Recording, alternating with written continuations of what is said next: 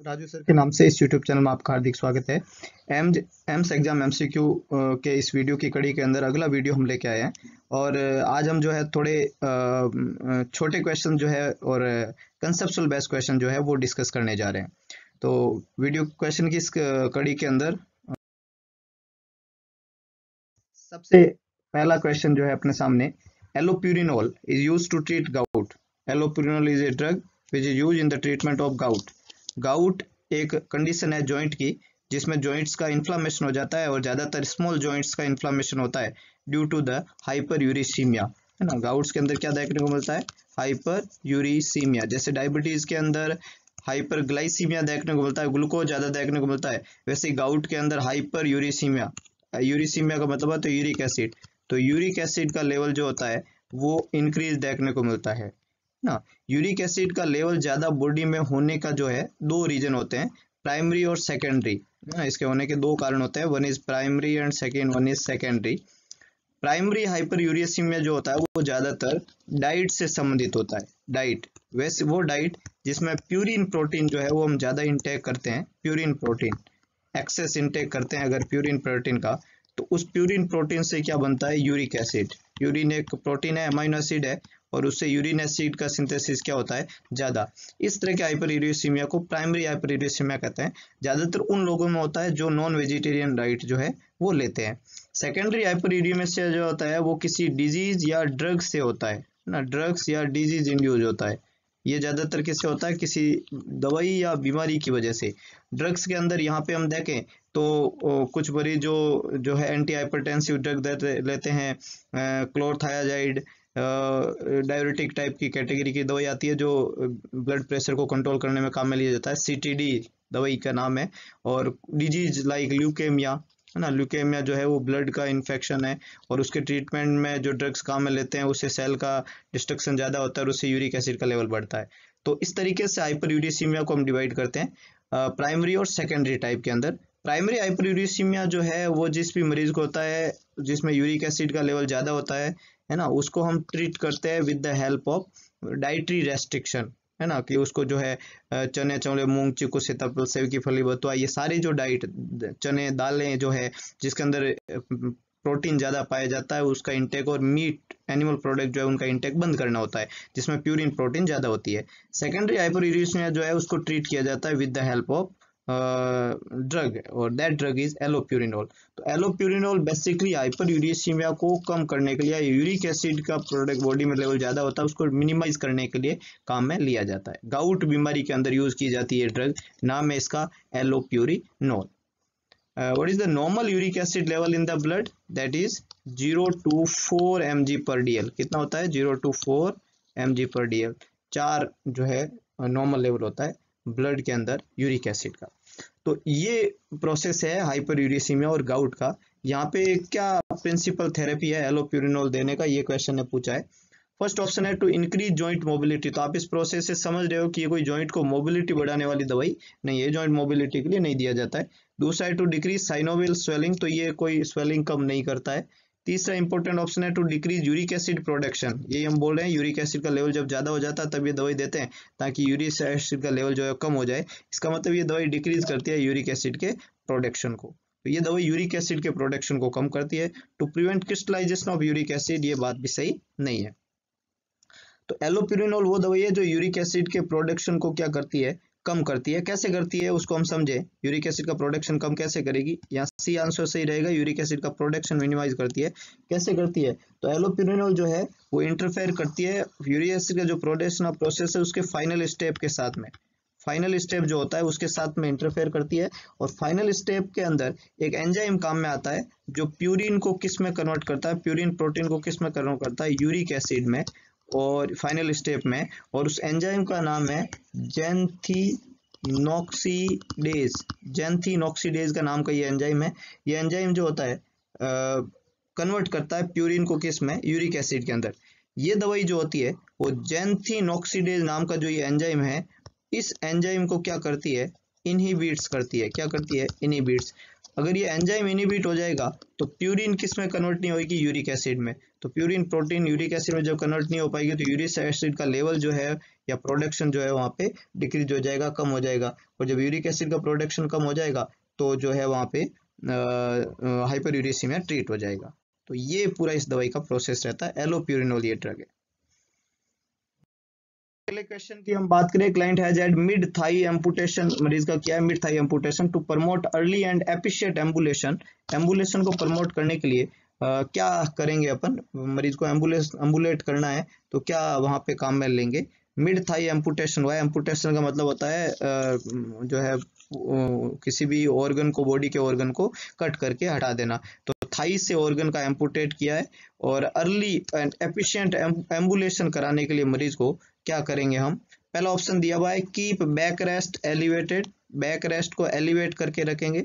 दूसरा ऑप्शन दिया हुआ है place pillow under the residual limb, residual limb के नीचे पिलो को प्लेस करेंगे। तीसरा दिया हुआ है encourage the client to lie on unaffected side, unaffected side मरीज को लाई करना है। और turn the client to the prone position periodically. अब देखिएगा मिड थाई जो है, थाई वाले एरिया के बीच में से जब एम्पुटेशन करते हैं तो उस पोस्ट एम्पुटेशन जो है सबसे बड़ा प्रॉब्लम रहता है फ्लैक्चर हिप कॉन्ट्रैक्चर, है ना। पोस्ट ऑपरेटिव कंडीशन में क्या सबसे बड़ा प्रॉब्लम रहता है, हिप कॉन्ट्रैक्चर। हिप कॉन्ट्रैक्चर को प्रिवेंट अगर आपको करना है तो हिप का फ्लेक्शन आपको प्रिवेंट करना है। अगर आपको हिप का कॉन्ट्रैक्चर प्रिवेंट करना है तो आपको हिप को क्या नहीं होने देना है, फ्लेक्शन नहीं होने देना है। हिप का फ्लेक्शन जो है वो प्रिवेंट करना है। अगर आप बैक रेस्ट करके हेड ऐप को एलिवेट करते हैं और एक पिलो रेजिडुअल लिम्ब के नीचे प्लेस करते हैं, ये दो चीजें अगर आप करते हैं तो इससे हिप का क्या होता है, फ्लेक्शन। हिप का फ्लेक्शन होगा तो हिप में क्या बनेगा, कॉन्ट्रैक्चर। और हिप का अगर वहां पे कॉन्ट्रैक्शन बनता है तो अफेक्ट होगा क्या, अगर हिप का फ्लेक्शन होता है और उसके बाद में हिप कॉन्ट्रैक्चर बनता है तो वहां पे क्या होगा, अफेक्ट होगा बैलेंस, अफेक्ट बैलेंस अफेक्ट हो जाएगा बॉडी का। तो ये कॉम्प्लिकेशन वहां राइज हो जाते हैं। इसलिए ना तो हम बैक रेस्ट एलिवेट करके रखेंगे ना रेजिडुअल के नीचे पिलो रखते हैं। हालांकि एम्पुटेशन के बाद में फर्स्ट 24 आवर्स में एक सिंगल पिलो रखा जाता है एडिमा को कम करने के लिए, लेकिन लेटर ऑन वो भी नहीं रखना होता है। तो यहाँ कोई टाइम पीरियड नहीं दिया हुआ है, इसलिए हम पिलो जो है रेजिडुअल के नीचे नहीं रखेंगे और बैक रेस्ट को एलिवेट नहीं रखना चाहिए। दोनों ऑप्शन यहाँ पे गलत हो जाते हैं। अगला, encourage the client to lie on unaffected side. Unaffected side मरीज को जो है हम क्या करेंगे, लेटाएंगे। अनअफेक्टेड साइड जो है पेशेंट को अगर हम अलाउ करेंगे तो उस हिप का फुली एक्सटेंशन नहीं होगा, और हमें यहाँ पे हिप फ्लेक्शन प्रिवेंट करना है, मतलब उसको फुली एक्सटेंड करना है। तो ये हिप को फुली एक्सटेंड नहीं होने देगा। तो ना तो ए आंसर ना बनेगा, ना बी ना सी बनेगा। डी जो है उसमें लिखा हुआ है turn the client to the prone position. अगर आप मरीज को प्रोन पोजीशन में लेटा देते हैं, पीरियडिकली टाइम से उसको प्रोन पोजीशन में लेटाते हैं, तो ये क्या करता है, एक तो फ्लेक्शन कॉन्ट्रैक्चर हिप जो है उसको प्रिवेंट करता है, और दूसरा जो है मरीज के हिप को क्या करता है, एक्सटेंड्स करता है। ये हिप को क्या करता है, एक्सटेंड्स द हिप को एक्सटेंड करने में मदद करेगा। ये पोजीशन फ्लेक्शन तो नहीं करती है लेकिन ये हिप को एक्सटेंड नहीं कर पाती है, जबकि डी ऑप्शन जो है इस पोजीशन से मरीज का हिप क्या रहेगा, एक्सटेंड। तो यहाँ पे आंसर क्या बनेगा, डी, कि मरीज को पीरियडिकली किस पोजीशन रखना है, प्रोन पोजीशन के अंदर। क्वेश्चन की हम बात करें, when talking history of a client with basal cell carcinoma. Basal cell carcinoma is the, तीन तरह का कार्सिनोमा होता है स्किन का cancer, basal cell carcinoma, squamous cell carcinoma और मैलिग्नेंट मेलानोमा। तो this is the most common type of skin cancer. Skin cancer का सबसे कॉमन टाइप है बेजल सेल कार्सिनोमा, और स्किन कैंसर का मोस्ट कॉमन रीजन है radiation exposure, ultra UV raise, है ना, radiation UV rays, ultra violent rays exposure, radiation exposure, ये most common कारण है स्किन के कैंसर होने का। तो क्या चीज के लिए आप क्वेश्चन करेंगे उस मरीज को, तो डेफिनेटली ये रीजन जो है उसके बारे में हमें पता करना है। फैमिलियल टेंडेंसी, हालांकि स्किन के कैंसर फैमिलियल टेंडेंसी होती है लेकिन ये मोस्ट कॉमन रीजन नहीं है, बहुत रेयर है, इसलिए ये जो है क्वेश्चन ज़्यादा सही नहीं है। डाइटरी पैटर्न का संबंध स्किन के कैंसर से नहीं है, और स्मोकिंग हिस्ट्री, डाइट और स्मोकिंग जो होती है वो स्किन के कैंसर के कारण नहीं होते हैं। फैमिलियल टेंडेंसी बहुत रेयर रोल प्ले करती है स्किन के कैंसर के अंदर, लेकिन यूवी रेज एक्सपोजर जो है वो स्किन कैंसर का सबसे मोस्ट कॉमन कारण है। तो हमें अगर इसको डायग्नोस करना है, हमें इसके बारे में और जानकारी प्राप्त करनी है, तो आपको अल्ट्रा वायलेंट रेज एक्सपोजर के बारे में मरीज का हिस्ट्री कलेक्ट करना पड़ेगा। अगले क्वेश्चन के लिए हम जाएं, rehabilitation of a client with an amputation should begin, है ना। एम्पुटेशन अगर किसी मरीज का करना है तो रिहेबिलिटेशन का प्रोग्राम जो है वो कब से शुरू करना है आपको। एम्पुटेशन अगर किसी मरीज का करना है तो रिहेबिलिटेशन जो है उसकी शुरुआत जो है वो कब से किया जाता है। तो रिहेबिलिटेशन जो होता है उसके बारे में एक बहुत ही खास बात याद रखिएगा कि रिहेबिलिटेशन हमेशा तुरंत शुरू करते हैं जब आपने एम्पुटेशन के बारे में सोचा है, क्योंकि इससे क्या होगा, प्री ऑपरेटिव डिस्कशन अगर हम कर लेते हैं रिहेबिलिटेशन के बारे में और ऑपरेशन से पहले रिहेबिलिटेशन की टेक्निक जो है मरीज को सिखाना शुरू कर देते हैं, तो मरीज जो है इजीली इन चीज़ों को सीखना शुरू कर देगा और इजीली उसको समझ में आने लग जाएगा। करने के बाद में आप सिखाने जाएंगे तो इतनी ज़्यादा इफेक्टिव नहीं होती है। तो पहला ऑप्शन यहाँ पे दिया है बिफोर द सर्जरी, ये बिल्कुल सही है। आपने जब भी एम्पुटेशन के बारे में सोचा रिहेबिलिटेशन का तुरंत वहाँ पे सोचना पड़ेगा। जब भी आपने मरीज को एडमिट करने के बारे में सोचा डिस्चार्ज का तुरंत सोचना पड़ेगा। बहुत इंपॉर्टेंट क्वेश्चन है एग्जाम के। तो before the surgery is the correct one. During the convalescent phase and on the discharge from the hospital and it is time to the prosthesis, these are the not correct one. इस समय मरीज उतना अच्छा या fully prepare नहीं है सीखने के लिए जितना वो करने से पहले आप मरीज को उसके बारे में बता दें। तो बिफोर द सर्जरी ए यहाँ पे करेक्ट आंसर बनेगा। रिहेबिलिटेशन हमेशा शुरू करते हैं एम्पुटेशन वाले मरीज में सर्जरी से पहले, when patient have to limb. अगले क्वेश्चन की हम बात करें, client has a temperature of 99.8 degree Fahrenheit, this temperature is equal to, तो इसको आपको सेंटीग्रेड में कन्वर्ट करना है। देखिएगा फ़ारेनहाइट को सेंटीग्रेड में कन्वर्ट करने का बहुत सिंपल सा फॉर्मूला है, centigrade is equal to F-32 upon 1.8, this is the formula. 99.8 यहाँ पे है, इसमें से 32 आपको क्या करना है माइनस, और उसको डिवाइड किससे करना है 1.8 से। अगर आप 99.8 से 32 माइनस करें तो ये रह जाएगा 67.8, क्या रह जाएगा 67.8 डिवाइडेड बाई 1.8, पॉइंट से पॉइंट यहाँ पे कट हो जाता है, और 18 से 678 को अगर आप डिवाइड करें तो यहाँ पे जो है 37.66, ये आपका आंसर आएगा डिग्री सेंटीग्रेड 37.66। तो ये कन्वर्जन का तरीका है सेंटीग्रेड फ़ारेनहाइट को सेंटीग्रेड में कन्वर्ट करने का। फर्स्ट ऑप्शन देखें 36.5, तो ये जवाब नहीं है, यहाँ 37.66 है। 37 भी नहीं है, 37.66 है, 37.7, तो 66 को आप 7 लिख सकते हैं। तो सी आंसर यहाँ पे करेक्ट दिख रहा है, 38.2 यहाँ नहीं है, तो 37.7। This is the way by which we can convert Fahrenheit into the centigrade. Question की हम बात करें, an elderly client with CVA cerebrovascular accident hospitalize, we should change the client's position every, कब हम चेंज करते हैं, तो कोई भी मरीज जो पैरालाइज है, सीवीए मतलब मरीज को पैरालिसिस है, और पैरालिसिस का मरीज अगर बेड रिडन पेशेंट है तो पोजीशन जो होती है 1 to 2 आवर, है ना, हर 1 से 2 घंटे में पोजीशन जो है वहाँ पे चेंज करना होता है 1 to 2 आवरली। तो देखते हैं क्या ऑप्शन है, एवरी ओवर्स, 2 आवर्स, 3 आवर्स और 4 आवर्स। अब हमने पढ़ा 1 to 2 आवर्स, और यहाँ पे 1 आवर भी लिखा हुआ है और 2 आवर भी लिखा, 1 आवर भी है और 2 आवर भी है। तो यहाँ पे क्या सेलेक्ट करें, तो 2 is the maximum one, 1 is the minimum one, और जितना ज़्यादा फ्रीक्वेंट चेंज करोगे उतनी ज़्यादा संभावना कम है वहाँ किसी तरह के कॉम्प्लिकेशन होने की। तो आई थिंक जो बेस्ट आंसर है वो 1 होना चाहिए, ना कि 2। तो ए ज़्यादा बेटर है एज कम्पेयर टू बी, और 3 आवर्स एंड 4 आवर्स जो है वो बहुत लंबा लॉन्ग लास्टिंग टाइम है, तो ये यहाँ पे यूज हम नहीं करेंगे। तो एवरी ओवरली पोजीशन चेंज जो है वहाँ पे यूज करना चाहिए। तो ये इंपॉर्टेंट आंसर यहाँ पे बन जाता है। अगले क्वेश्चन का हम बात करें, when a patient is assessing for older adult with macular degeneration, macular degeneration यहाँ पे हुआ है, what expecting finding was there, क्या आप एक्सपेक्ट करते हैं, क्या फाइंडिंग वहाँ पे आपको मिलेगी। Macule is the part of the I and उसका डीजनरेशन हुआ है, तो क्या फाइंडिंग वहाँ पे आपको मिलेगी। पहला ऑप्शन है loss of central vision, loss of peripheral vision, total blindness और ब्लरिंग ऑफ द विजन। देखिएगा जब भी एग्जाम में 2 ऑपोजिट ऑप्शन आते हैं तो जवाब उसी में से, या तो सेंट्रल विजन का लॉस होगा या पेरिफेरल विजन का लॉस होगा। ब्लरिंग विजन और टोटल ब्लाइंडनेस जो होता है वो एज रिलेटेड है, ये है ना, उम्र के साथ में एज रिलेटेड है, एज रिलेटेड ब्लरिंग होता है विजन का, और फिर कंप्लीटली लॉस ऑफ विजन हो जाता है जिसको ब्लाइंडनेस कहते हैं। तो ये दोनों ऑप्शन यहाँ पे गलत हो जाते हैं। अब 2 ऑप्शन बचे हैं यहाँ पे, सेंट्रल विजन और peripheral vision. Loss of central vision जो होता है मोस्ट कॉमन फाइंडिंग वहां पे देखने को मिलती है इन the case of macular degeneration, because the peripheral vision loss is always seen in glaucoma. ये बहुत इंपॉर्टेंट कंसेप्ट है, हम पढ़ते हैं ग्लाउकोमा।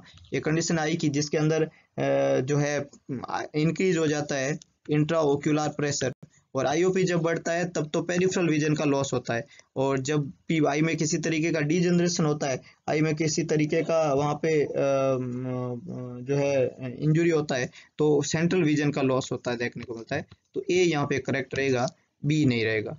तो मैकुलर डीजनरेशन में एक्सपेक्टेड फाइंडिंग क्या रहेगी? Loss of central vision. Question की हम बात करें, the most important electrolyte present in the intracellular fluid, intracellular यानी सेल के अंदर कौन सा इलेक्ट्रोलाइट सबसे ज्यादा होता है? तो we all know potassium is rich in the intracellular fluid and sodium is the rich in out. Potassium in ज्यादा होता है, सोडियम आउट ज्यादा होता है, और क्लोराइड जो है वो भी आउट ज्यादा होता है ना, क्लोराइड, और इन जो होता है वो फास्फोरस होता है। तो अब हम देखें है ना कि कैटाइन इंट्रासेल्युलर पूछा तो इन दोनों में से कोई एक होगा, क्योंकि कैटाइन और एनाइन का यहाँ पे जिक्र नहीं है। पहला ऑप्शन है सोडियम, तो ये आउट होता है, बाहर की तरफ होता है। कैल्शियम ये ओवरऑल जो है बॉडी में ज्यादा अमाउंट में पाया जाता है, लेकिन सेल के अंदर और सेल के बाहर का कंसेप्ट नहीं है। क्लोराइड जो है वो सेल के बाहर पाया जाता है, तो ये तीनों आंसर नहीं बनते। Then potassium is the correct one. Most important electrolyte जो प्रेजेंट होता है सेल के अंदर, दैट इज पोटेशियम आयन। तो D is the correct one, और ये कैटाइन है, पॉजिटिव। अगले क्वेश्चन का हम बात करें, a blood transfusion should be started at how many macro drops per minute and how long time. Macro drops per minute कितने से शुरू करेंगे और कितना टाइम वहां पे लेंगे?